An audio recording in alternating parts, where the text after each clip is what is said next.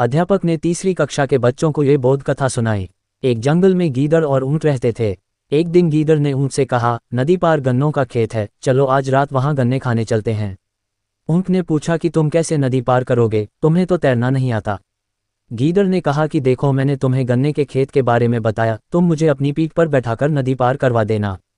हम अंधेरे में ही चुपचाप गन्ने खाकर आ जाएंगे, खेत का मालिक नहीं जागेगा। दोनों नदी पाकर खेत में गए और पेट भरकर गन्ने खाए। ऊंट ने कहा, चलो वापस चलते हैं। लेकिन गीदड़ अचानक गर्दन ऊपर उठाकर हुआ हुआ करने लगा। ऊंट ने उसे रोका कि ऐसा मत करो, खेत का मालिक जाग जाएगा और हमें मारेगा। गीदड़ ने कहा कि खाना खाने के बाद अगर वह हुआ हुआ न करे तो खाना नहीं पचता। और वह और जोर से हुआ हुआ करने लगा। खेत का मालिक जाग गया और डंडा लेकर दौड़ा। गीदड़ तो गन्नों में छुप गया और ऊंट को खूब मार पड़ी। तब वे फिर नदी पार कर लौटने लगे और गीदड़ ऊंट की पीठ पर बैठ गया। गहरी नदी के बीच में पहुंचकर ऊंट डुबकियां लेने लगा। गीदड़ चिल्लाया, अरे ऊंट भाई, यह क्या कर रहे हो, मैं डूब जाऊंगा। ऊंट ने कहा कि खाना खाने के बाद जब तक मैं पानी में डुबकी नहीं लगा लेता मेरा भोजन नहीं पचता। ऊंट ने एक गहरी डुबकी लगाई और गीदड़ डूब गया। अब अध्यापक ने बच्चों से पूछा, बच्चों, इस कहानी से क्या शिक्षा मिलती है?